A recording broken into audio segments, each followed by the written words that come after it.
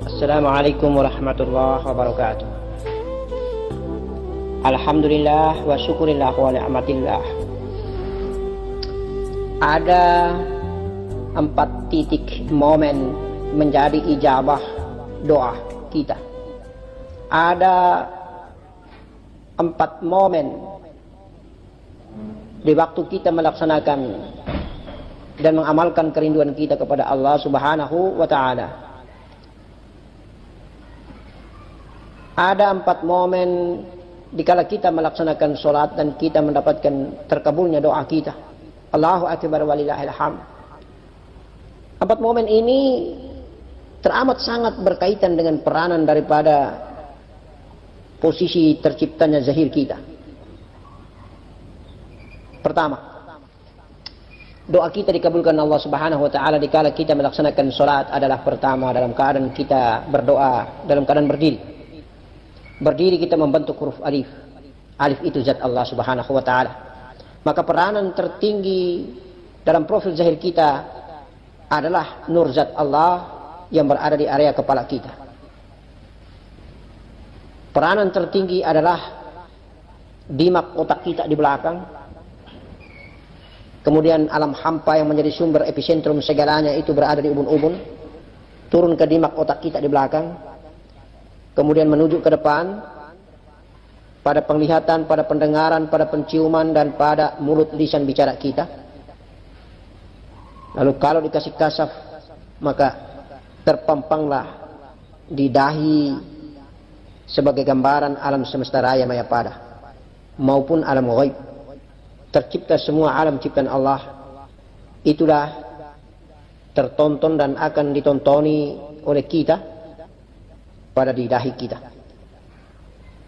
Maka pada saat kita berdoa dalam keadaan berdiri, insya Allah dikabulkan Allah Subhanahu wa ta'ala.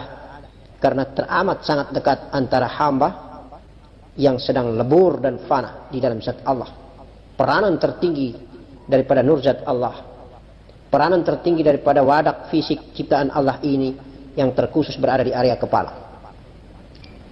Peranan daripada elemen-elemen ubun-ubun kepala turun ke dimak otak belakang, kemudian ke depan, mata, telinga, hidung, mulut, lalu terpampanglah gambar itu pada dahi. Kemudian pada momen yang kedua, diijabah juga oleh Allah Subhanahu wa ta'ala atas doa kita. Dikabulkan pula Allah Subhanahu wa ta'ala ini kepada kita ketika kita berminta atau kita memohon, ketika kita berdoa, pada saat kita ruku. Lalu peranan apa di saat ruku itu sehingga momen ini menjadi momen ijabah, momen terijabahnya doa kita? Peranan Nur Muhammad yang ada di tulang sulbi kita bergerak turun ke kemaluan kemudian naik ke perut. Maka insya Allah peranan daripada Nur Muhammad yang di tulang sulbi inilah peranan daripada cahaya Muhammad yang berada di kemaluan kita, berada di cahaya mani, berada di cahaya perut, di dalam perut kita, di balik perut kita, akan berperanan menjadi terijabahnya doa kita. Kemudian momen yang ketiga pada saat kita sujud. Dikala kita sujud juga menjadi momen terpenting diijabahnya doa kita oleh Allah Subhanahu wa ta'ala, terkabulnya doa kita. Mengapa? Karena pada sujud ini peranan zahir adalah sama seperti waktu kita berdiri.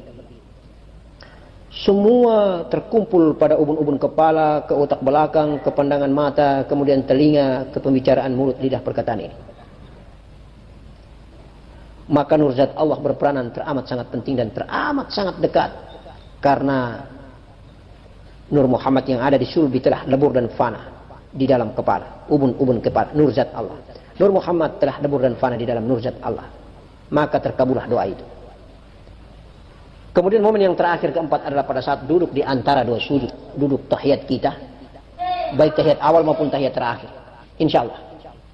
Pada saat kita duduk, maka peranan tertinggi adalah Nur Muhammad yang ada di tulang sulbi ini. Sama seperti kita posisi ruku. Jadi alif ha mim dal, posisi kita berdiri seperti alif, kita ruku seperti ha, kita sujud seperti mim, kita duduk di antara dua sujud seperti dal. Duduk di antara dua sujud seperti dal. Maka 4 momen terijabahnya doa kita, terkabulnya doa kita oleh Allah Subhanahu wa ta'ala yang maha baik ini ada dua momen yang sama peranan daripada Nur Muhammad yang di tulang sulbi, dan ada dua momen yang sama peranan daripada Nur Muhammad Nur Zat Allah yang ada di ubun-ubun kepala. Ketika kita berdiri seperti alif, maka peranan terkabulnya doa kita karena leburnya Nur Muhammad ke dalam Nur Zat Allah, dan peranan ini sama pada saat kita sujud, yaitu Nur Zat Allah dan Nur Muhammad telah berkolaborasi. Nur Muhammad telah fana di dalam Nur Zat Allah. Peranannya adalah Nur Muhammad yang berada di ubun-ubun kepala kita. Kemudian Nur Muhammad yang ada di tulang sulbi, ada dua momen yang sama mereka berperanan, yaitu pada saat kita ruku dan pada saat kita duduk di antara dua sujud. Insyaallah. Allahumma salli ala Sayyidina Muhammadin wa ala ali Sayyidina Muhammad. Aras Allah, aras Muhammad, tubuh Allah, tubuh Muhammad. Nur Allah, Nur Muhammad, kun fayakun. Indahnya perjalanan diriwayatkan oleh para murabi, mursyid, diriwayatkan oleh Datuk Baginda Nabi Muhammad SAW, dihadiskan, disabdakan oleh Rasulullah Al-Karim, kemudian diriwayatkan oleh para perawi-perawi hadis, insyaallah, bahwa sesungguhnya saking nikmatnya di dalam berdialog, bercakap, bercengkerama dengan Allah Subhanahu wa Ta'ala, maka Rasulullah lama sekali sampai dengan kakinya bengkak. Oleh karena itu maka teramat sangat sombong bagi kita yang bukan Rasulullah ini, bukan Nabi ini, tidak mau berdoa. Berdoalah, karena datuk kita baginda Nabi Rasulullah Al-Karim Muhammad sallallahu alaihi wasallam berdoa. Berdoa sampai dengan tangannya keduanya diangkat lama, sampai dengan ketiaknya kelihatan oleh para sahabat. Lama sekali berdoa. Bahkan dari Isya sampai dengan subuh, tangannya tidak pernah terlepas berdoa, meminta. Padahal dia sudah dijamin. Beliau sudah dijamin, datuk kita baginda Nabi sudah dijamin. Masya Allah subhanahu wa karim. Allahu Akbar. Tapi beliau masih berdoa. Maka berdoalah kita. Mengapa saking lamanya pun tidak terasa capek? Lupa kecapean itu karena kenikmatan di dalam bercengkrama, di dalam bermusyahadah, di dalam bercakap-cakap dengan Allah Subhanahu wa Ta'ala. Maka kalau kita sudah masuk ke makom nikmat, kita tidak terasa berapa lamanya kita bertafakur. Kita tidak terasa lagi berapa lamanya sampai dengan kaki kita kram, bengkak, kita tidak terasa. Insya Allah. Oleh karena itu maka perhatikanlah baik-baik. Ketika kita datang mengunjungi Allah, kosongkan semua. Kosongkanlah semua pangkat, jabatan, kedudukan kita, kosongkan semua. Kita tiada.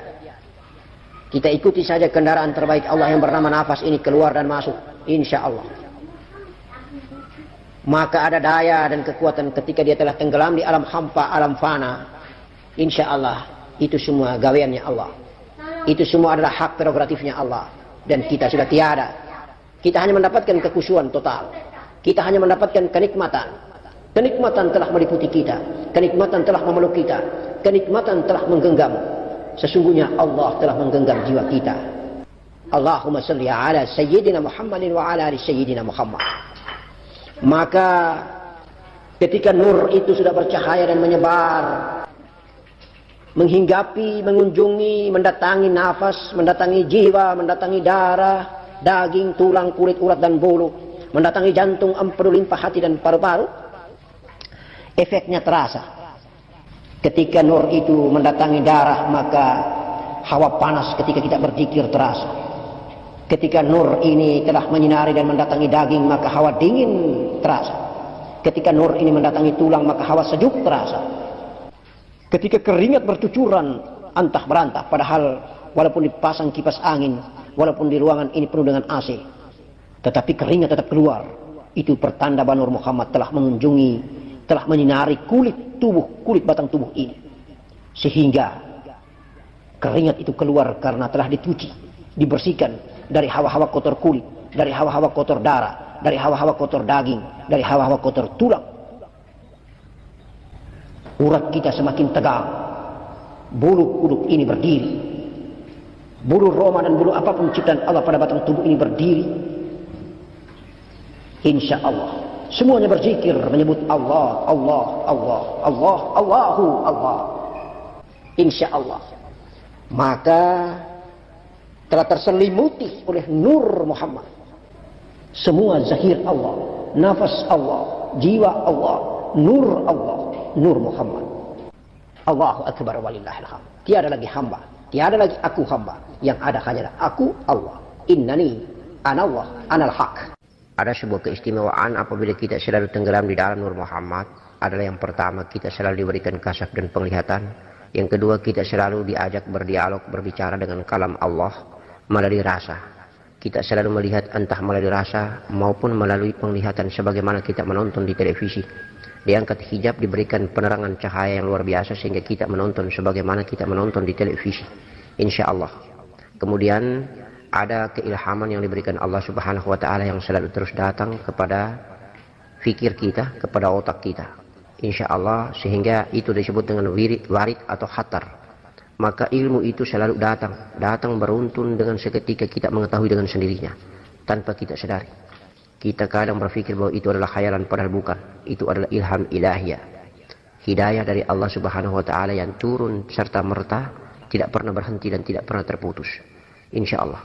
Yang ketiga, apabila kita selalu tenggelam dalam Nur Muhammad, maka kita merasa tenang dan kita bisa mengatasi segala sifat amarah, lawamah, nafsu-nafsu manapun juga terhenti dan tercuci. Kotoran darah, daging, tulang dan kulit, urat dan bulu akan tercuci dengan baik apabila kita selalu tenggelam di dalam Nur Muhammad.